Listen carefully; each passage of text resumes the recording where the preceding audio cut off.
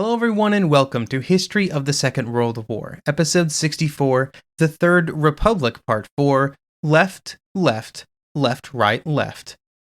This week, a big thank you goes out to Sam, Daryl, and Alex for choosing to support this podcast on Patreon, where they get access to ad-free versions of all of the podcast episodes, plus special patron-only episodes released once a month. You can find out more at historyofthesecondworldwar.com/members. On February 6, 1934, thousands of people were marching in Paris. In what would be the bloodiest political event since the Paris Commune, various right-wing political groups had decided that it was time to protest the government. The target of these protests was the government under Daladier, which had been supported by a coalition of radical and socialist ministers. In clashes with the police, 14 would be killed, 236 hospitalized, and over 400 injured. They would in turn kill a policeman, hospitalize 92 more, and also injure almost 700. The exact goal of these protests would later be identified by the government inquiry that investigated them as an attempted coup, but there is some doubt that they were quite that organized and ambitious. A true coup would have required a unity of purpose and action from all of the various groups involved, which was not really present. The participants were from a wide range of right-wing groups, from Action Française to the Croix de Feu. And in retrospect, the protests are regarded as a bit more spontaneous and less focused on one goal than you would really need for a coup. Regardless of their exact purpose, the protests would achieve the toppling of the Daladier government, and when Daladier resigned, he would be replaced by Gaston Demerge, who was still a member of the Radical Party, but one far more acceptable to those on the right. The most important outcome of these changes was actually not this new government, but instead their reaction to the events on the French left.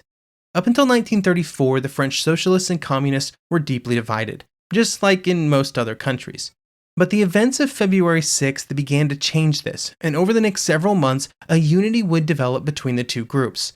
This would first manifest in a joint strike action that was staged on February 12th, then during the summer, they signed a unity pact. In October, they would then coordinate their electoral strategy to try and prevent one from stealing the seats from another. The final outcome of this cooperation would be the Popular Front government, which is where we will end this episode today. But first we have to focus on the whole spectrum of French politics, starting with the various right-wing groups that were involved in the February 6th movement.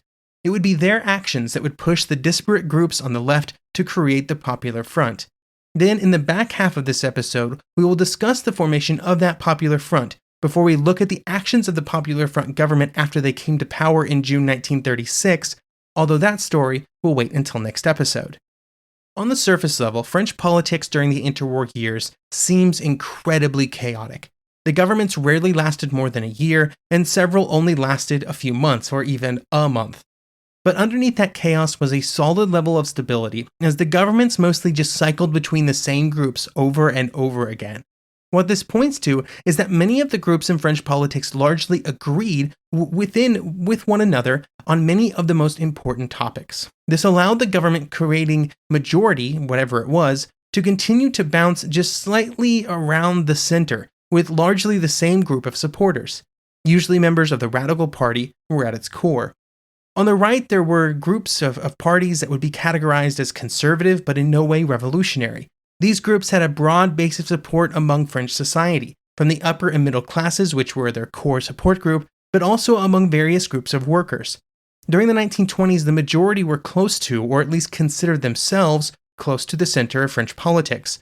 Over the course of the interwar period, some of the parties would become more radical, the largest example being the Republican Federation Party, which, along with the Democratic Alliance, were the two largest parties on the right during the mid-1930s.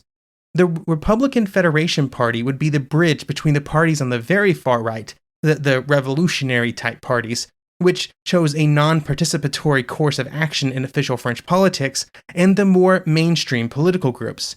There were some similarities between the shift in French politics and those that would occur in other nations.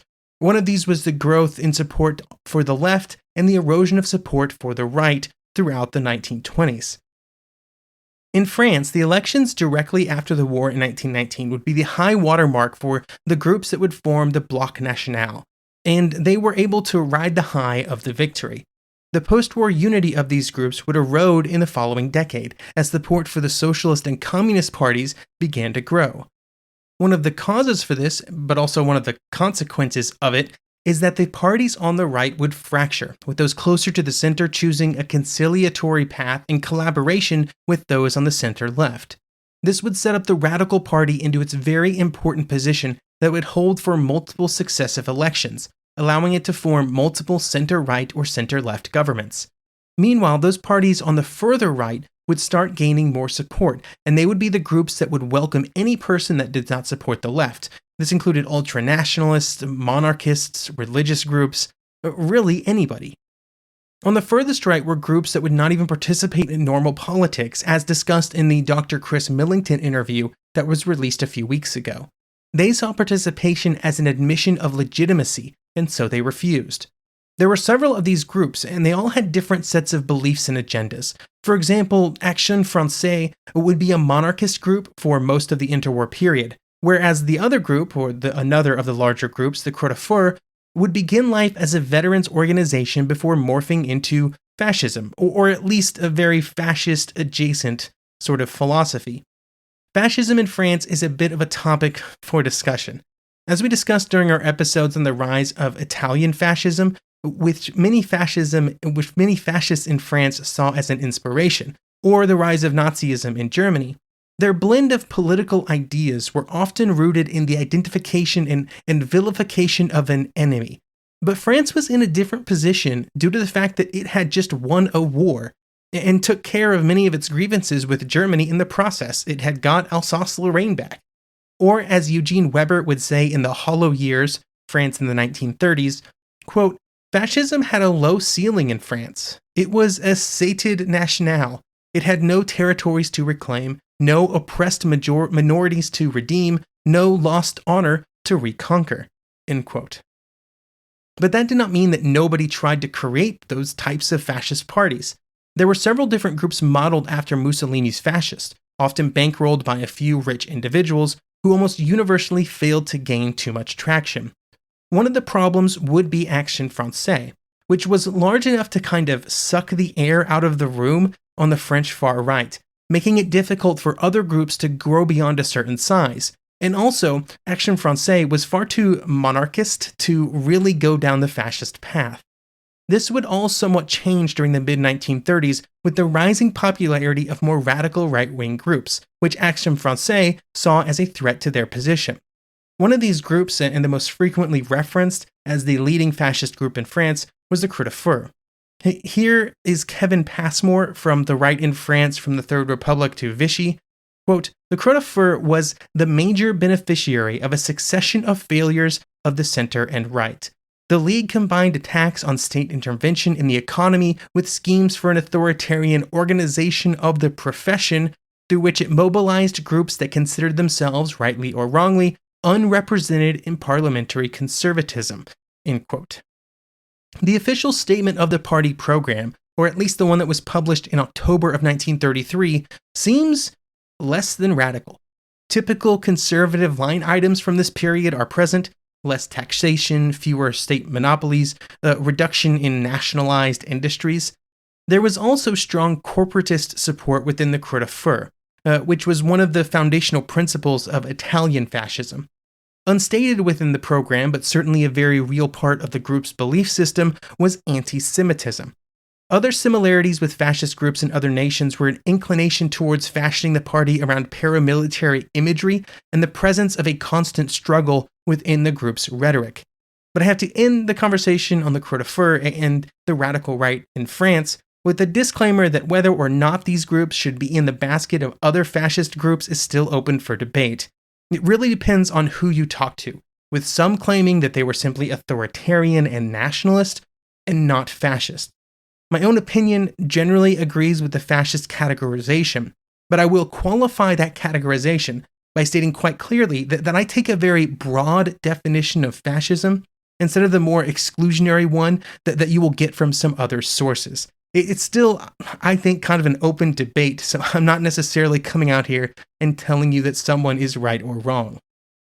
The Popular Front that would be created in the mid-1930s in France depended on two groups: the socialists, and the communists. The French communists represented the far right of politics in France during this period, and they also, for a good chunk of the interwar period before 1934, refused to collaborate with others on the left due to their revolutionary beliefs. The split would begin in late 1920, and as is so often the case, would be in response to events in Russia. On December 29, 1920, the Tours Congress would take place, with one of the major topics of discussion being the 21 conditions that Lenin had placed on entry into the Third or Communist International. There were many at the Tours Conference that agreed with the conditions and wanted to join the International, but there was others who did not. This disagreement, which was fundamentally a disagreement about how influential international groups should be in charting the path of the French left, would cause the party split. The cause of this split is explained by Thomas Beaumont in International Communism and Interwar France, 1919 to 1936, like this. During his celebrated speech at Tours, in which he rejected membership of the Communist International and pledged to watch over the old house of French socialism, Leon Blum made clear his concerns that communists in France would serve as nothing more than Moscow's ciphers. Blum attacked the Bolshevik tactic of revolution, criticizing Lenin's French enthusiasts for seeking to introduce dictatorial terror on the Russian model willy-nilly to France, and ended by underlining the communists' slavish, unquestioning obedience to Moscow, which distinguishes you from us, and always will. End quote. On one side would remain the French section of International Workers, or the SFIO, which has a French name that I'm not even going to try to pronounce, which had been the French Socialist Party since its foundation in 1905. On the other side, and the one that agreed with the 21 conditions, was the French section of the International Communists.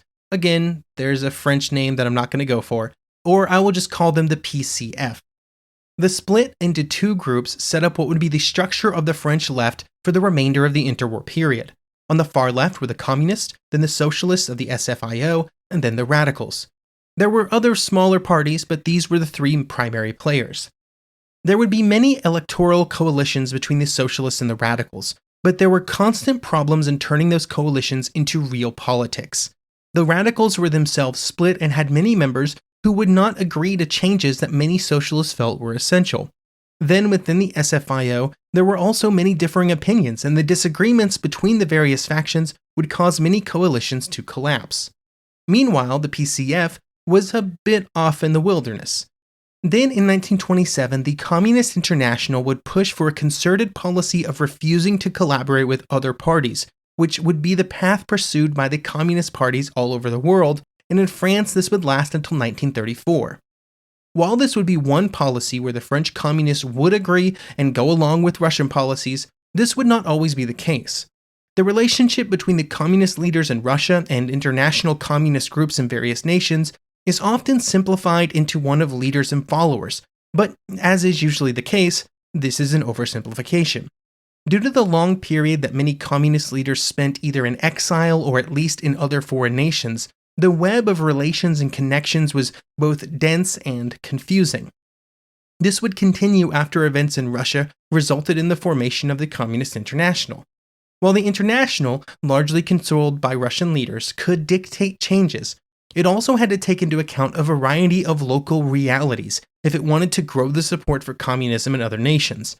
If those local conditions were not considered, support would be lost to other groups, and so many national communist parties were stuck in a constant balancing act of international and national concerns, including the French PCF.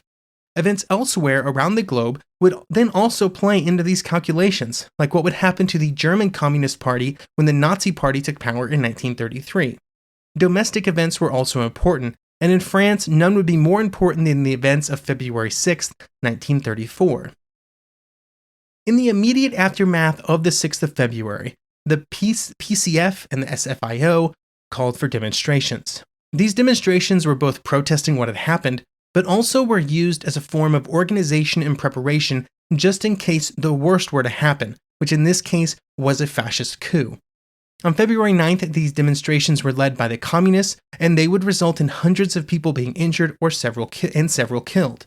Then on February 12th, there would be a joint strike action between the communists and socialists. These strikes would also involve violence, But they were also able to show everyone in France the power of a unified left.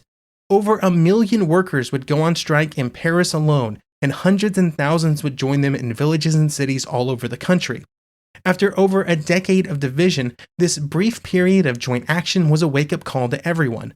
On the right, it revealed that perhaps they were not as strong in comparison as they believed, both numerically and in unity. The incredible size and power of the strike dwarfed those from February 6th. Within the broad center of French politics, many just spoke out against the violence, joined by radical leaders who always pushed back against any violent protests. Then on the left, between the SFIO and the PCF, the results were seen as impressive, but did not in any way immediately heal the gaps and differences between the two groups. What it would do was lay the groundwork for growing unity that would take some serious strides over the course of the summer of 1934. In May, the French communist leader Thérèse would travel to Moscow, where in discussions with leaders there, the decision was made for united action in France, a policy that would then be announced in the French Communist Party conference in late June. During that conference, the party would propose and accept a conciliatory approach with the socialists, and negotiations would begin with the SFIO to make this a reality. During these negotiations, most of the discussion was around what needed to change in both groups for such a joint action to occur, mostly requiring both groups to stop openly insulting each other in public. The unity that this would spawn, and would be made official in July, was a path of common action against fascism. It did not mean that the groups were joining or that they agreed on all of their policies, but simply that they felt it was more important in the short term to work together against fascism. It was also the beginning of a relationship that would change and grow over the next 2 years. What would start as simply a less antagonistic relationship would develop into one where they would openly collaborate in November 1934 in a joint political program. The result was a program that was very moderate by communist standards, but was one clearly of compromise. Then in 1935, they would approach the radicals to create a popular front, which was just an agreement of the three parties to work together, with party autonomy retained and protected. During this time, the groups would also begin working together to assist each other at the electoral level. For example, the communists and socialists would agree to withdraw their candidates on second ballots of local elections in favor of the other, depending on who had the most support. How this worked in practice is that if in any local election there was no candidate that got above the threshold for somebody to win, the candidates with the lowest totals would drop out and another vote would occur. This would result in some pretty brutal vote splitting between similar parties, like the SFIO and the PCF. So the agreement meant that in the second vote, either the SFIO or the PCF candidate with the lower total would drop out, moving all their votes to the other and making victory much more likely. While this new atmosphere of collaboration was spreading on the left, voters were also changing their preference. During the May 1936 elections, the vote share for those parties on the right dropped from 37.35 to 35.88%. Meanwhile, the support for the parties on the left rose by about 1.5%, up to 46%. Then within the left, the communist vote doubled from almost 7 to almost 12.5, while the radical vote fell from 15 to 11, with the socialists also dropping only very slightly. These numbers would set the stage for the creation of the Popular Front government in June 1936, under the leadership of Leon Blum, a government that would almost immediately experience turmoil, which we will discuss next episode.